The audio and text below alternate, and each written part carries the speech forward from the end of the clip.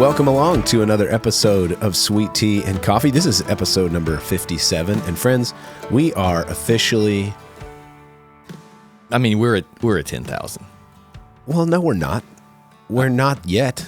Maybe by the time this comes out, we will be, but I think it's premature. We're finished recording this episode, we'll probably be at 10,000. Well, that would be great, but then we'll say we hit 10,000 after this recording. I can't say it until it's official. And as of today, right now, we're 25 or so listens away from 10,000. So again, if you are that lucky number 10,000 and we figure out the way to identify you, then we've got a big prize for you. I was thinking about that this morning. I have no idea how we're going to do that. Well, that's the point. We're promising a big prize, but we're not sure how we're going to find you. So anyway, this is going to be a fun episode. We've got David Cowee in the house with us today.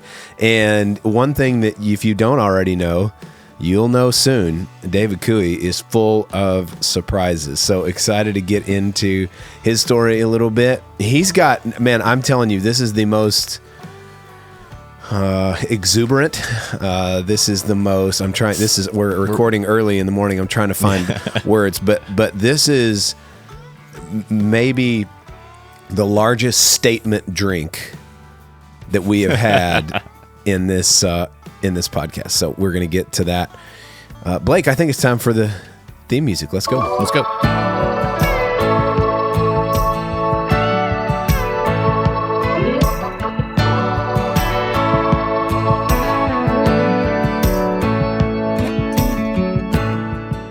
All right. So I said we've got David Cowee in the house, and I did in the intro talk about the most...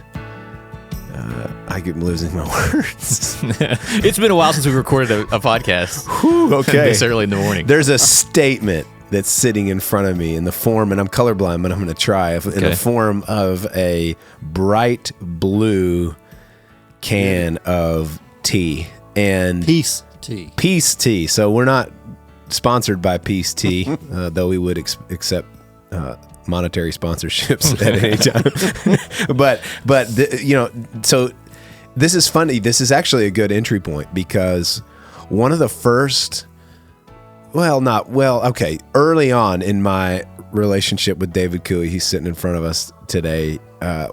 We went on a trip. David took us, a few of our staff, to an Astros game. That's right. And now this has been years ago, and we all piled in his truck and off we went. And one of the things that I learned very early in my relationship with David is that there is almost always a sweet tea and lemonade somewhere nearby. Arnold Palmer. And I learned that. We stopped at a gas station, and David grabbed a can similar to what is in front of us of his Arnold Palmer tea. So, but this is different than what I've normally seen him. I couldn't find the regular Arnold Palmer this morning. Yeah, this is the two stores. This is the Caddy Shack, which is an interesting name for it. Tell us a little bit about what you're trying to say here. I mean, what this bright blue and what? What do you? Absolutely no coffee passes these lips.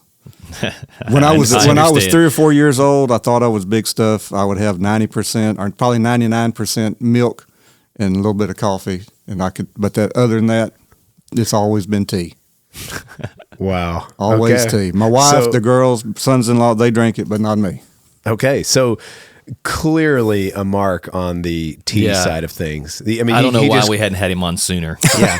There could not be a bolder tea statement on the podcast. David is a friend of the pod. You said that you have been from the beginning an avid listener, and you consume most of this podcast while on the mower. Is that right? Either on my tractor or on my mower with my earbuds on listening. I have not listened to this week's episode yet with Gracie Thomas. Okay. I hadn't heard that one yet. Okay. But you've caught up. You bet. We've had a few, David, that have written in recently and told us that they're binge listeners. So they've consumed the whole thing, and I'm afraid we've created an addiction for people. I'm sorry about that, but you've been from the beginning, kind of listen to one at a time, and that's sometimes really it's cool. 2 at a time, depends on how long I'm on the tractor, but most time it's either 1 or 2. That's about people's threshold with both of us is about an hour or two, and then they have had enough. But okay, so excited to get into this with you.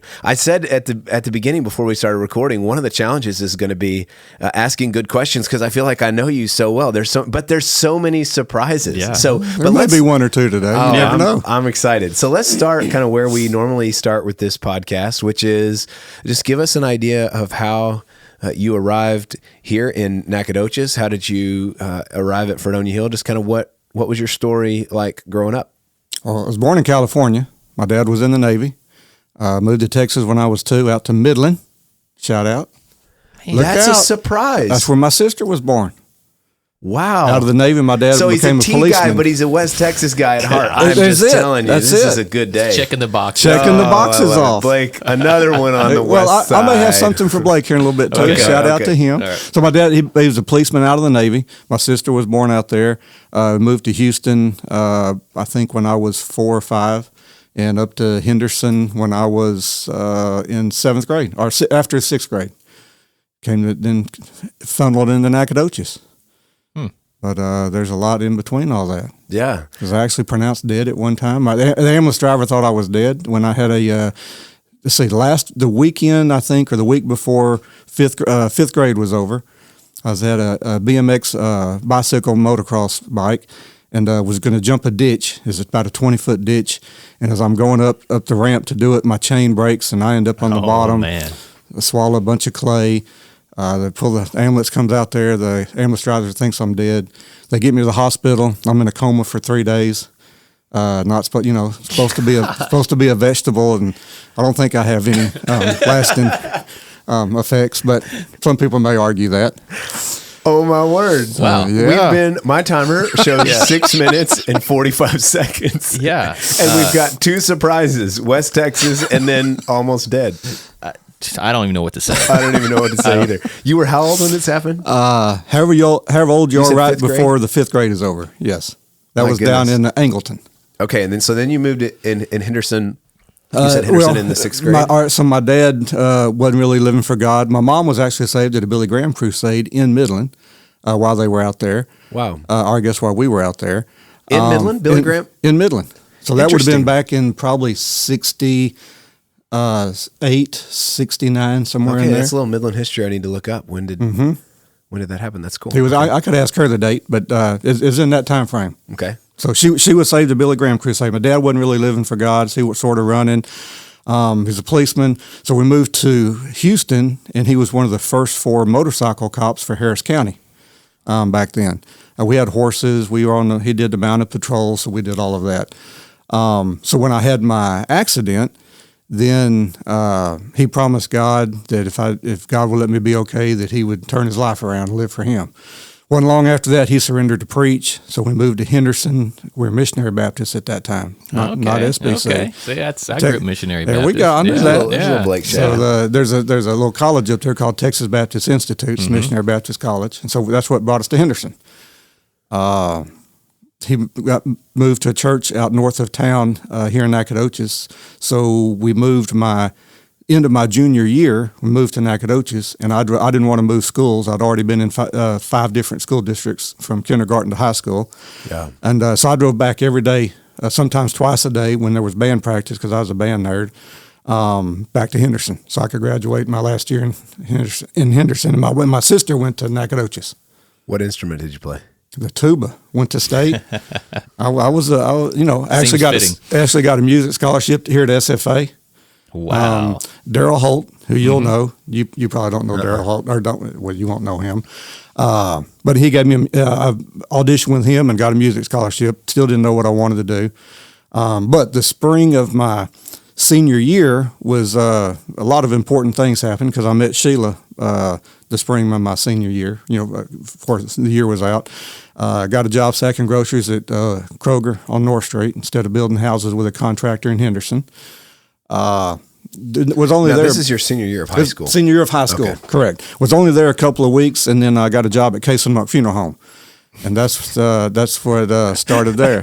Now that's back on North Street. There's an old house that has all the stuff in front of it. You know, I don't even. They sort of junked it up. I think it looks a little bit better now. Someone else may have got it, and they've done some work on it. But that was the old Case and Monk Funeral Home. That's where I went to work. Let the random begin. We are fully in it. This is incredible. Exactly. Last one to lay you down. You wouldn't believe this is all the same person, even just by the things we've heard so far. I know, it's exactly wild. All right, so back up. We've gone 100 miles an hour, which is classic David Cowee. Information travels as fast as you do. So you're living in a household as a kid, and at an age where you're aware of probably what's going on, where your mom is following Jesus. She's taking me and my sister to church, yes, and serious about her faith, and your dad is not. No. And then that changes. Correct. With this tragedy, kind of this moment for you. Very true. This BMX accident, and so what was that like as to watch as a kid? What was that experience like as your dad starts to? I mean, it's a total surrender. change. Yeah. I mean, we're talking about drinking and, I used to, if he was mowing the yard and I was outside, I'd get a sip of his beer. I mean, it was commonplace. And then I saw him abuse alcohol but he made a change. We moved to Henderson. I actually made a profession of faith when I was either 6 or 7. I think that was sort of to get out of being in trouble that day, though, with my mom. But anyway, actually, there's another, Leonard Sal. His brother was a missionary. And we went to the church where his brother was sent out from, and then went to church with his brother back. So I actually knew of Leonard before we came to Fredonia Hill many years later. Wow. So that's a pretty cool story. So I made a profession of faith then. That wasn't real when I was 14. Now, here I am, a band nerd. And back then, in the 70s and 80s, youth events were really big. You went to quarterly associational youth meetings. Right. And I was for some reason, I've always been a leader. So I was in a leader of that. And we had this quartet by the name of the Kingsmen Quartet, really big group. Yeah. Famous worldwide gospel. I mean, they're pretty big. Came and did a singing, and I think I was 14, and the Holy Spirit convicted me that I was not really saved. And the next day, I professed Jesus as Savior when I was 14 after a Kingsman Quartet. So we got the music in there. Yeah. Wow. So that's pretty soon after your dad is turning his life around as well. I mean, after he's beginning, because you said 14, that's like 2 or 3 years, I would guess. Yeah. I don't know how are you in the 5th grade? That's my wife. 11. Like you're 12 or so. 11. Yeah, probably 11. Yeah. Because Hallie's, probably 11 or so. Yeah. Okay, so at 14, now you and your mom and dad are all. There's a lot of change. So you guys have moved. Your dad is now changing careers and beginning to pursue ministry. You've moved to East Texas. You have surrendered your life. And then you progress through high school. Those high school years, kind of in that same environment, I assume. Same environment. And then what? So you're offered this scholarship at SFA. Did you take it? What did it look like? So I got the scholarship at SFA and graduated high school on a Friday night. Monday morning, I was in my first semester here at SFA. I was ready to get going. So I was taking English as an English class. I took, I think, 6 hours English and something else that first semester. But during that summer, and I didn't know what I wanted. I figured I'd be a band director or something. I mean, because I went to high school so I could do band. I mean, you loved it. Oh, that's all I did was music.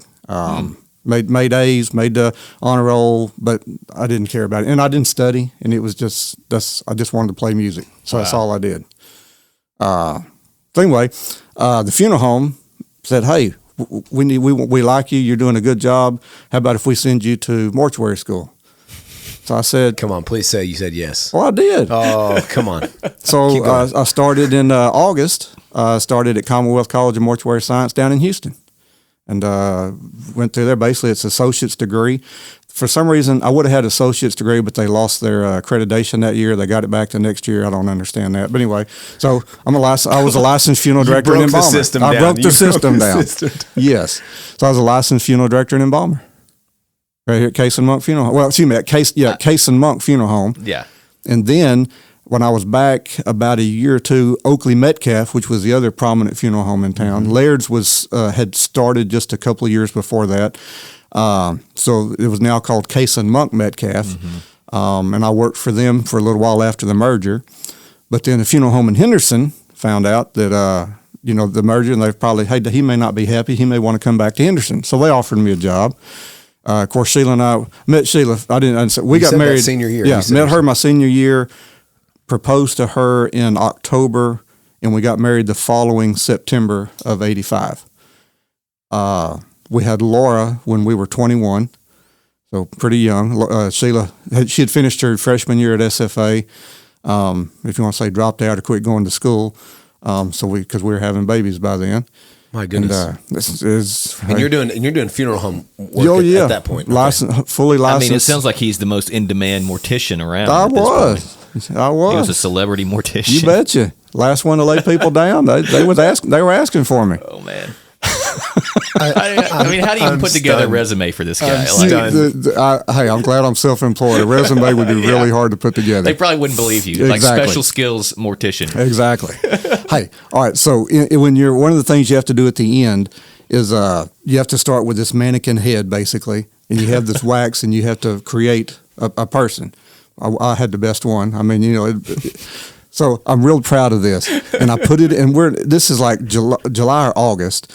And I put it in the backseat of the car because I came back to NACA. Shut it down. Oh, I stopped. Shut this podcast I got home and it was just a melted face. It looked like a horror movie. And I was so proud to show everybody. Of course, we didn't have cell phones to take pictures of it back then.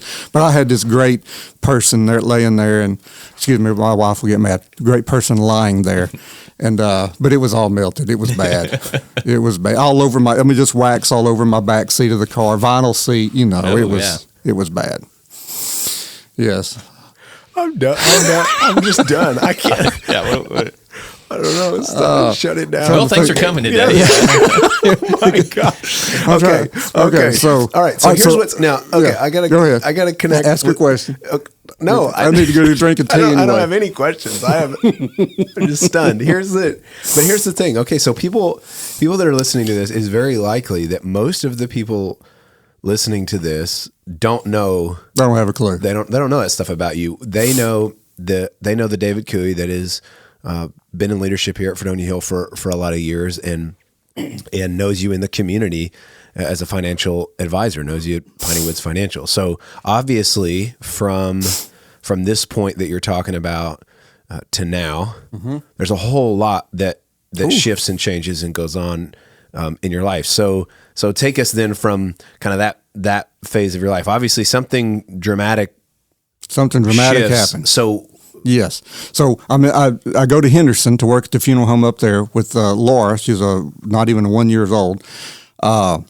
We get pregnant with Allison, and Allison is born 14 months later. So she and Laura are 14 months apart. I take 2 weeks off. Yeah, 14 months. Two in diapers, 2 in college. And y'all are young. And we're young. Y'all are young. 21 when we had Laura. 22 at this time? Yes, 22. Yeah. So I take 2 weeks off to be with Sheila and Allison and Laura to help for the first 2 weeks. I go back to work after that 2 weeks, and the guy fires me on the spot. And I'm like, dude, I've got a baby, this newborn, and I have Laura. No, because he couldn't afford me.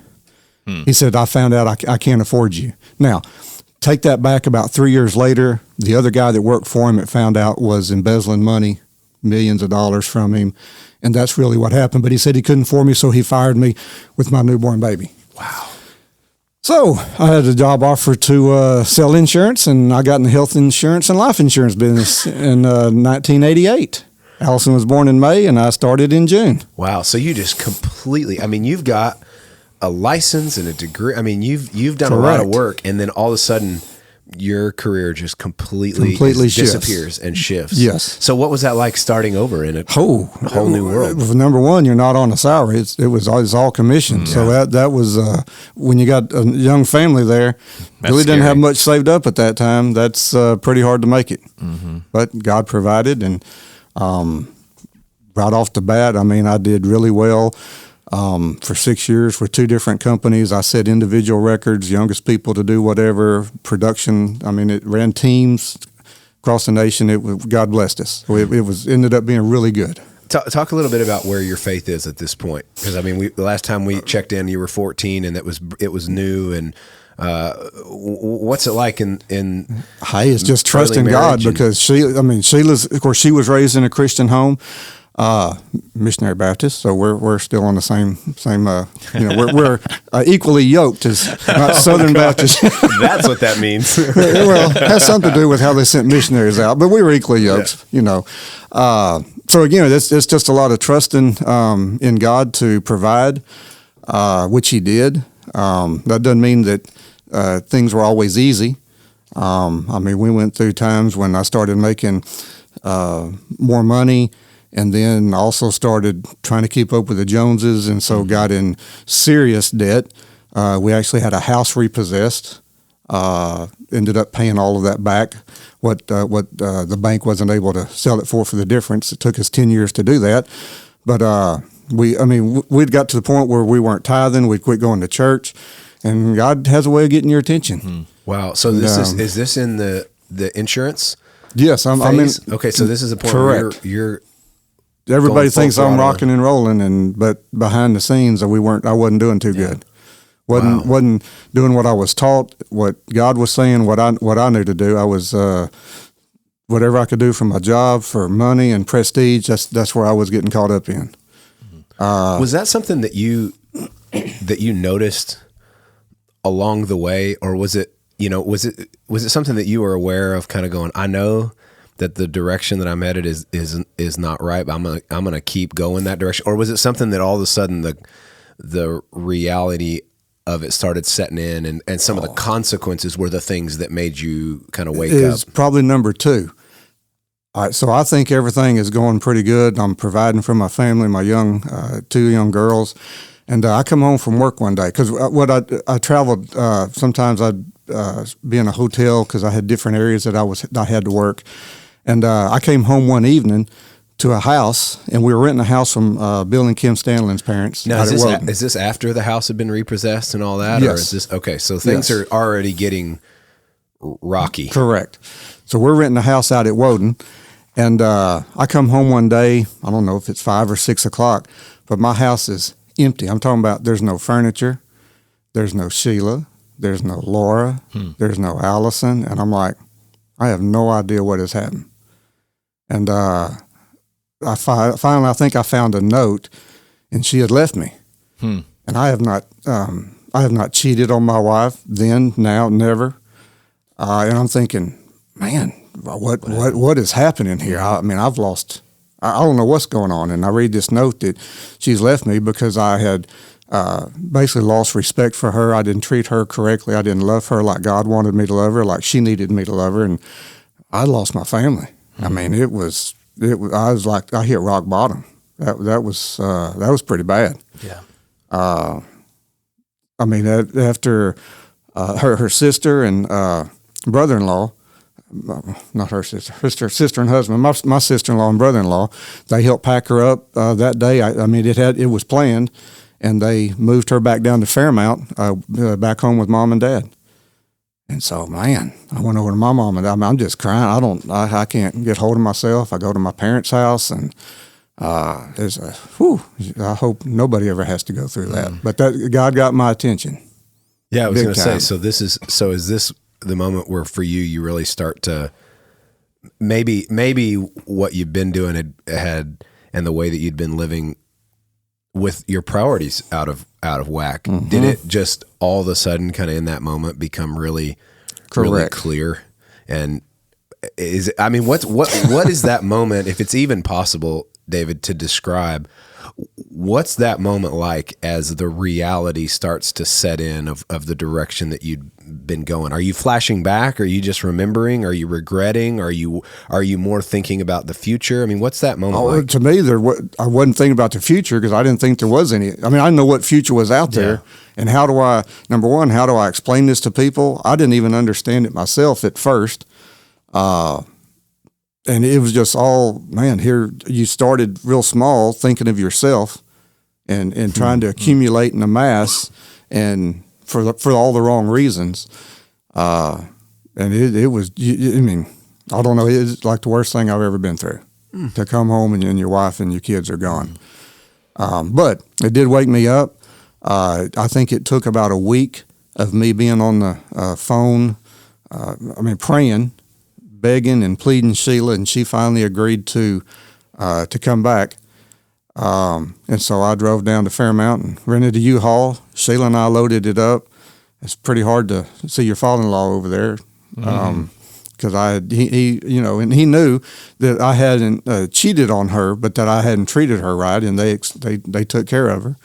And but I loaded her and the kids up, and we came back home, and we recommitted our lives to each other and to God, and made some serious changes. What was it like? I mean, I assume that you move forward that way under some conditions. I mean, I assume in those conversations that you're saying, you know, I want you to come back and we need to restart, but under what conditions did you guys decide that restart was going to be able to happen?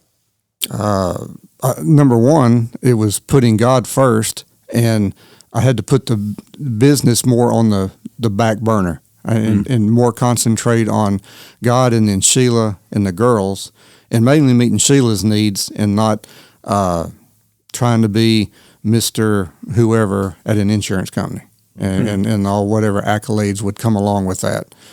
So it was more putting her at the forefront and valuing her instead of just being, the mother of my kids and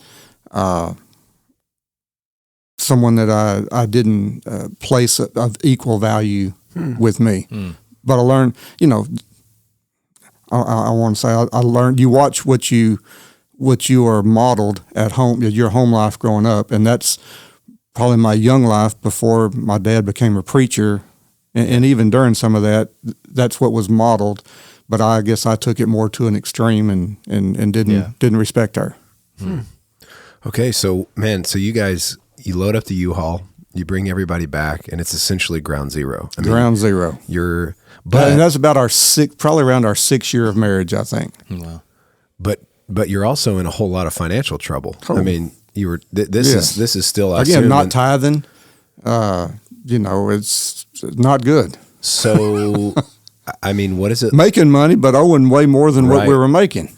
What does it look like to pick up the pieces? I mean, what did you guys do? Take us into that journey of kind of right at the beginning and getting started. I mean, there were times when, number one, we committed that we were not only going to get back in church like we knew what we needed to do, but that we were going to tithe no matter what.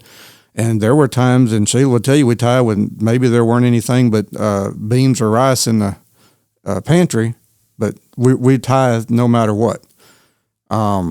And then it was just the building blocks of her, or I guess me gaining her, I said that backwards, me gaining her trust a little bit at a time as we went on. So that it was like a daily thing. Yeah. Were you aware of the fact that this was going to be a long process kind of at the beginning? Did you know that earning her trust back was going to be something that was a day-by-day thing? I mean, what was that? No, I figured it'd be quicker because, my personality, I like to jump in and get things done. And I thought, hey, I'll have this fixed in a week. It took a lot longer than a week. Yeah, if you can just get her back here with me, it'll all be good. My charm can take care of this. Yeah. Yes. So I didn't have the charm to do that too quickly. So it took a lot longer than that. Yeah. Yes. Man, that's incredible. So you're in this, you guys are slugging it out. I mean, obviously. I never slugged her. Okay. This is in the public. I need to make sure that's out there. Phrase. Okay. Please. I mean, you guys are doing the heavy lifting in your home of rebuilding things, not only financially and just rebuilding kind of your world in terms of material and physical things with a priority set right. But you're also rebuilding a marriage. You're starting at the very beginning. Man, my in-laws to what they were thinking of me. Exactly. I mean, the reality is, and I love that you said that, because the reality is so many times I think that we think our sin is, we think the ripple effect of that sin is very, very, very small. And the reality is it's not. It reaches way out. I mean, your relationships with your kids, your relationships with your in-laws, exactly. That ripples way out. So, I mean, what is it like for you then, as you start now totally reprioritizing your life? What's that like in your work world? I mean, I imagine something that had been full throttle and this has been 70, the most 80 hours important. a week, and now you've got to try to throttle some of that back while that train is already going. How'd you do it? You just had to say no sometimes. You had to make sure, hey, I'm home at a decent hour, and I have to say no to an extra thing, an extra deal. Maybe God will provide that, but I've got to come home, and I have to spend more time with my wife, and so that she's at home with the kids all day. She's tired when she gets home, or when I get home, I need to help out. And so I sort of became, Sheila ended up, after the kids got into school, then Sheila went back and finished her degree. And of course, I'm working from the house. And so I've sort of become Mr. Mom. I did all the grocery shopping, all the vacuuming. I did everything. But that was part of what I realized I needed to do was help out. And if it's not, marriage is 50-50 in everything. That's housework. It's everything else. So I just had to do more and value her more in a relationship instead of me being, I'm King David, the husband. Yeah. And I don't want to compare myself to King David in the Bible. So, but it's just marriage is 50-50, and I didn't look at it that way at the beginning. Okay, so we're still not to Piney Woods Financial. So your insurance man, not. At some point that comes to an end, obviously. I mean, take us. Well, a lot have happened in 1994. Well, let me back to this. Sheila's going back to SFA. And in December of 93, she had a classmate at SFA that invited her to come to Fredonia Hill to the Living Christmas Tree. That was way before you were here, but I don't know how many people. We had 100. Just a bit before I was here. It wasn't 150 people. We've heard the stories, though. Yeah, that whole stage was, you had tiered and it's just people lined up all the way to the ceiling in a living Christmas tree. And that person that invited Sheila was Kay Autry. They'd had a class together. And we came, and then we started coming to church. We actually joined here in January of 94. And that's actually also when I got into the financial services portion and sort of had health insurance on the back burner was in January of 94 when I became independent with Piney Woods Financial. So that was all about at the same time. And we've been here since 94 of January. Now there's tires in here somewhere. Well, that's later on. I think that's 97, 98. Okay. We hadn't got there yet. Guy went to church here, and all right, at that time, I would go out and make money, and then I'd play a lot of golf. And when I say a lot of golf, sometimes I was playing golf 3 and 4 days a week. And so I would stop by and see Doug out here on South Street. And one day he said, hey, can you watch the store for me? I need to go do something. So I'd watch the store for him. And he said, hey, why don't you just come to work for me? And I said, Doug, number one, you can't pay me what I need. And I have a business. And anyway. So this is Piney Woods Financial is kind of in its infancy. Exactly. At this point. Okay. So I actually bought half the store from him instead of going to work for him. And did that for a couple of years, but I still took care of my clients that I already had in the evenings and during the day. If I needed to go see somebody, I would do that. So that was about 2 years, and then it decided I can't really do that. I need to focus on my clients and my other business, and so that was about a 2 year where it was part-time in both worlds, I guess, when we had the tire store. Now, what tire store are we talking about here? Doug's Tire out on South Street, right next to, there's Mike Perry Dodge, then the New Way gas station, and there's actually, I think there's a tire store, or American Glass is there now. Yeah. It's an old service station. You can actually, whatever sign I got on there, because I'm the one that put Doug's Tires up on there, those letters stuck. Yeah. I remember they have tried to get those off, and they cover it up, but they could not get them off. I think it's still there. Yeah. It's still there. Yeah. Okay. Yes. Now, here's another thing. While I'm there, one day, I'm busting down an 18-wheeler tire. My wife would like to hear this. It was an 11R 24.5. She knows tire sizes, by the way. So that's a truck tire. So I'm airing this up, and some of these tires they call widow makers, if you've ever been around truck tires. So I'm airing this tire up, and all of a sudden, if they have a weak point, they'll just explode. And this one exploded on me. and it threw me up in the air and then back about 10 feet, and I landed on my back, and I landed right beside, this is an old gas station. So you have the old air hoses that are coming up, and I landed right beside two air, metal air hose. Yeah, not the flexible hose, the metal part that comes up. Yeah. If I'd have been over 6 inches, it would have impaled me. But it blew my shirt off of me. I had metal shrapnel in my eyes, and they had to take me to go see Dr. Lehman, and he had to dig them out. So I had a tire blow up on me down there. That was, and called Sheila, and she met us up there. She was pretty alarmed, I would say. Yeah, that's not a phone call. Exactly. Exactly. So 2 near-death experiences. That's 2. And counting. And counting. and he was a mortician. So that's it. I mean, a lot of near-death experiences. That is it. David, talk a little bit about, again, where people know you now is you've just finished the longest elder term in the history of elder terms. 6 years. Yeah, it's pretty awesome. And have been, even before that, we're in leadership here. There's a and that's how people here look at you and know you. But there's, again, going back to these moments of rebuilding and committing your life to the Lord in a serious way, reprioritizing your life. And I love this because right now, just in our sermon series that we're in right now, the Sermon on the Mount, it's one of the things that we're talking a whole lot about.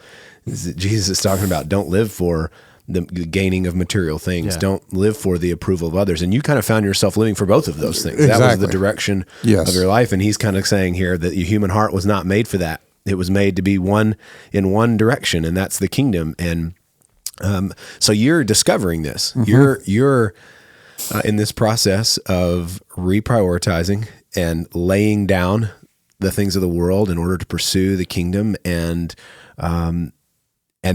so talk a little bit about that growth process, kind of from the beginning, and now you're in leadership and helping lead and guide the church. What's God doing in your life in those moments, and how did the Lord grow and mature you from that very just kind of basic beginning? And what was that like as a family, as you guys? Well, hey, when we moved here and joined Fredonia Hill in '94, God put our Sunday school class. David Phillips was teaching the Sunday school class, and George Middlebrook was the Sunday school director. He and Carla. So God put two. Not saying it wasn't David, but put 2 guys in my life that just poured into my life. That being George Middlebrook and Jack Robertson, and I don't know how many hours that I've spent seeking advice and listening to Jack. Either I would just show up at his office and his secretary would say, after the first few times, she would just say, he's waiting on you. Because most of the time, sometimes I would call Jack before I'd say I'm on the way. Sometimes I would just show up. And when I'd open the door, she said, he knows you're coming, or he's on the phone, give me just a minute. But whether it's in Jack's office or at his house, or the best ones when we're out, he said, hey, let's just go out on the boat. We'll go fishing and we'll talk while we're out there. But I was getting personal advice from him, spiritual advice, business advice, family advice. I still say to this day, and I told Jack that, and Janice knows this, that Jack was my mentor in life. He wasn't going to do this. But he really poured into my life, and has he'll always hold a very dear part of my heart because of what I learned from him. Yeah. And sorry. It's okay. And George, I've talked a lot of business with George Middlebrook, and both those guys have helped me to mature. Jack actually got me, Jack knew what he was doing, and he would ask, hey, I'm going to be gone this Sunday, and I need you to teach Sunday school. And so he'd bring me in to teach Sunday school. So I was like his backup Sunday school teacher in Jack's class. So that got me into teaching. And so it's just, he held me accountable.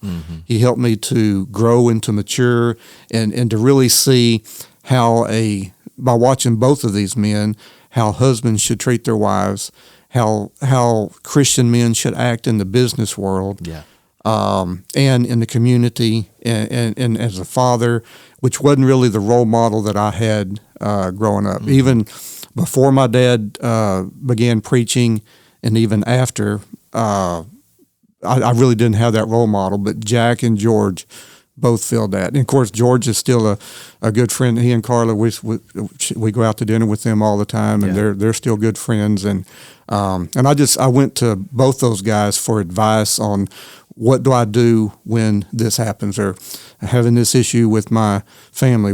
How do I handle this, or what do I do this with my kids, or So those two guys really helped to mentor me and grow me to where I am today. I give them a lot of credit.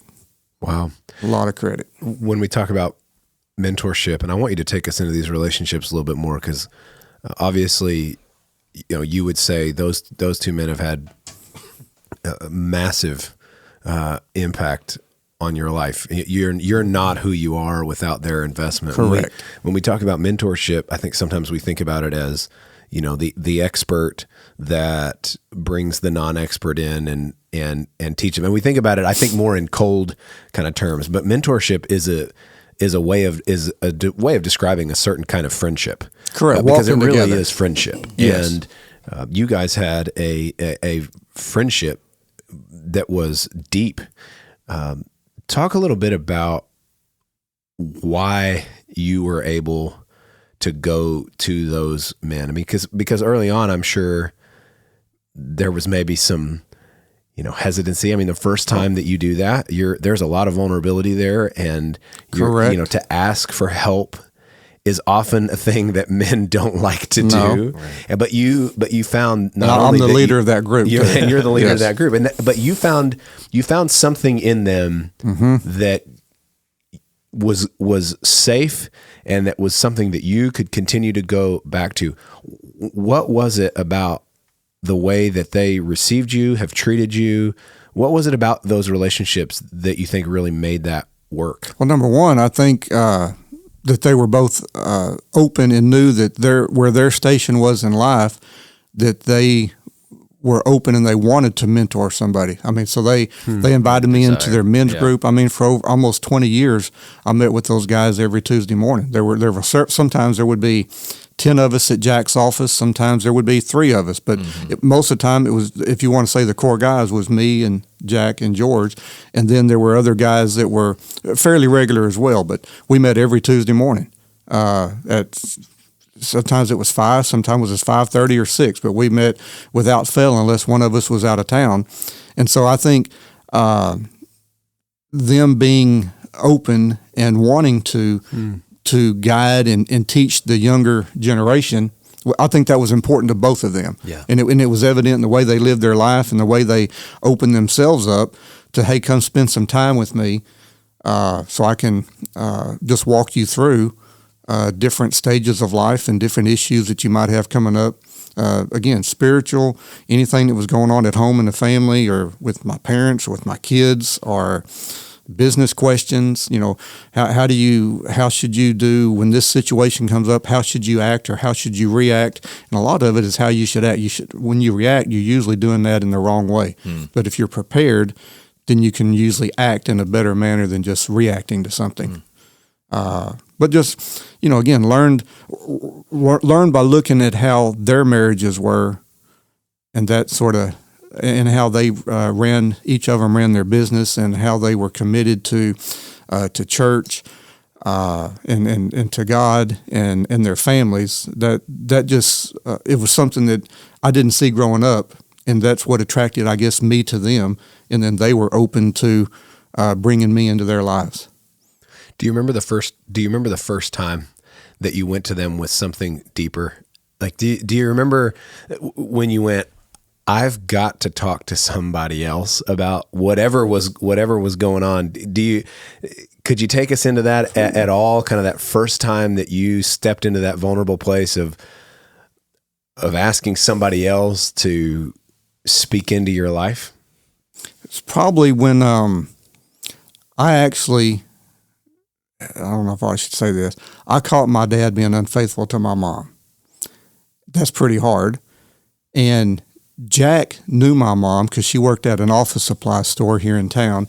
And so he knew her, and I had to go. I went to him for advice on how do I handle this? How do I walk through this? I mean, that was another big major place in my life that I can always go back to. And he was able to walk me through that and help me so I would know how to counsel my mom. And they ended up getting a divorce. But that was probably the one of the because that was early on in that relationship. And he was able to help me navigate that road, which was a pretty tough time. So you're literally in a moment where you've been around him enough to know that that he's a man of character, that he knows God's word, and he's been kind, and you've seen him kind of from, let's say, just from a distance. Now, obviously, you're in proximity with one another, but just more from a distance. Exactly. And then this earth-shattering moment happens to you. And I couldn't go to my parent. I mean, I needed somebody. And you needed somebody. Yes. And so you looked. I felt safe with both of those guys to go and talk to them. Well, I think that's important to. I think it's really important to highlight that, these, and many of us have these relationships that are life-changing for us. Mm-hmm. But it's a combination of two things. I mean, the genesis of these relationships is a combination of two things. Number one, it's living our life. I mean, David and Jack would certainly, I mean, not David, George and Jack would certainly tell you their lives are far from perfect. And, but they are living their lives in a way that is open to others, and they're honest about their mistakes. They're honest about their missteps, and they're living their life in an open way. That's number one. Number two is that it takes somebody taking the brave, bold, vulnerable step of asking for somebody else to step into my life, and the combination of kind of this openness and the vulnerability of asking for help is really kind of the moment where this really all begins. And then from there, it's not like you had this moment and then you went to Jack and said, "Will you mentor me?" You went to him and asked him for help in a moment where you needed help. And from that point, it just developed. The relationship developed. And I think that's so good for us to hear. And maybe even, goodness, I don't know, maybe even the place to kind of focus in and wrap up is the challenge to us. Are we living our lives in both of those ways? Mm-hmm. Do we have the humility to ask for help? Do we have the realization that I was never created or meant to follow Jesus and walk alone by myself, and I need others? And so, am I inviting others into my life? Mm-hmm. And then on the other side of the coin, am I living my life in a way that's not hidden, but that is open to others? Is my life and what God has done in and through my life, is it open to others in a way that would invite them to even ask me and want to come ask? Because I think if we're honest, sometimes we close down on both of those fronts. We don't want to ask for help, and we don't want to be honest and open about our life in a way that would invite others in. And without those two key ingredients in your life, those relationships never happened. They wouldn't have been there. Yes. But because those two things were combined, you end up experiencing powerful friendship that totally transforms your life. And you're not who and where you are today. Your family's not what they are today without the investment of those men and those relationships. But it also, at 56 years of age, reminds me that I need to be open when someone comes and asks that, "Hey, can you talk to me? Can I ask questions of you? And what do I do in this situation?" I'm actually mentoring a guy now. Sheila has mentored several young ladies, and so I think that's really important to us, and it's played a big role in our lives that we were both mentored, and so we need to do the same thing for those that are younger than us. And it may be somebody that older. It doesn't always have to be someone younger, but we need to be open to do that later in our lives too. Wow. We don't, I'm in the retirement business, but God nowhere in the Bible does He say that we're supposed to retire from the Christian life. Mm-hmm. And I think people get that in their minds. Well, when I get to a certain age and I can just sit and shut down from everything. Exactly. Yeah. The younger people, they can handle that. Yeah. But we've got all different ages for a reason. Mm-hmm. God, it's His family, and we're all supposed to do the work and not retire and get to a certain age and say, we can just sit down and let the young folks handle this now. Man, that's powerful. I think that's not actually the appropriate place to end this podcast. I think that we need to end this podcast with another surprise, with Okay. another fun David Cowee story. So I'm gonna bait the hook a little bit because, and I'll say you've lived your life in that very same way, and I can just from very very very personal experience just say that there's been a lot of times your phone rings and it's me and I'm going, I don't know what to do. I don't know, help. And a variety of different circumstances in life and marriage and raising kids and pastoring and all of those things. You have been, you and your wife have been wide open with your life and invited us in. And one of those times we had fun. We went to Lufkin and went to dinner, and on the way back, Sheila started telling stories about some of the outlandish things that you would do during y'all's dating relationship and for fun. And so I would love if she was actually sitting in here because she could really tell the story. But why don't you take us into one of those fun? Can you tell us how about the first date? Let's do that. Let's do that. Let's close with the first date. Okay, so we have Panda Express on North Street right now, across from Taco Bell. Mm-hmm. What used to be there, Blake? That was a Wendy's. That was a Wendy's. That's right. Yes. Okay. And Wendy's said that they were remodeling for quite some time. Yeah. And then all of a sudden and then they weren't anymore. Then they just waxed the building down. It's on the floor. So number one, when I met Sheila, I was actually, of course, Missionary Baptist, going to the ABS instead of the BSM. Oh, yeah. So I was really trying to date her sister. Because I thought I liked her sister, but her sister didn't really feel that way, and she kept telling Sheila, "Hey, I got this guy you need to meet." She's trying to deflect. She deflected very well, and so they had a family day at the ABS. I think it was in the spring of '84 when I first met Sheila, and we were outside. There's a volleyball game going on. And all I know is I was on one side of the net and Sheila was on the other. I still had not been introduced to Sheila, but when I saw her, I knew I was going to marry her. It's one of those I stories. didn't even know her name. And she didn't believe that at first, but I did. And so I met her later after playing against her and spiking on her a few times. But the first date was at Wendy's. And I'm trying to be, really cool. Way to go! Way to pull out the red carpet. The red carpet. We're gonna go to a really nice place. Yeah, square hamburgers. Hamburgers and all for a square band nerd guy.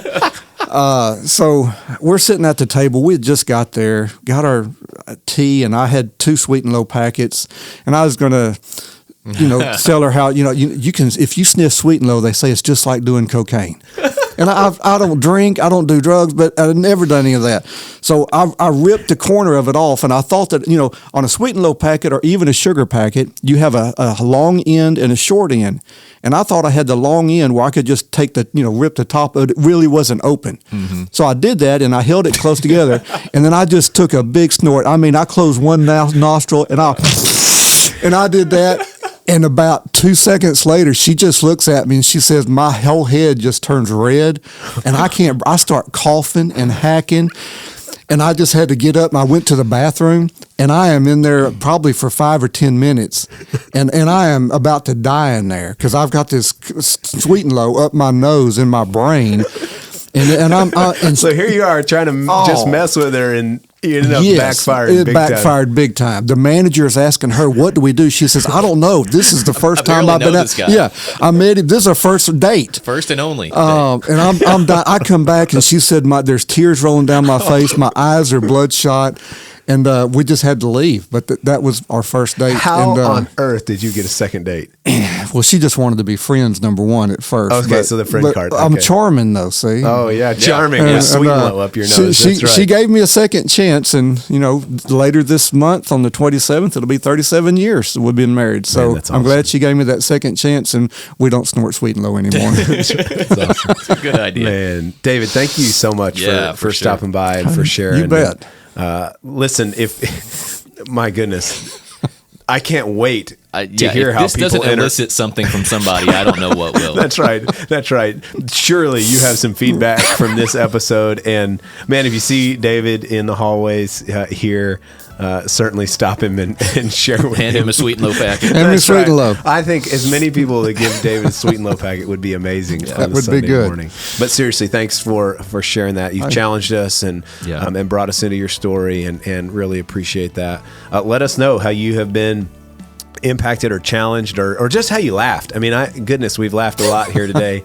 Give us your feedback. We'd love to hear from you and all the different ways that you can do that. And hey, we've got some stickers left. We've got some merch, I guess you'd say, for friends of the pod. So man, if you're listening to the podcast, we'd love to you want give you a sticker. Let us know. Let us know. So thanks so much for your listening, and who knows, you might be number 10,000. Maybe so. More on that in episode 58. Adios.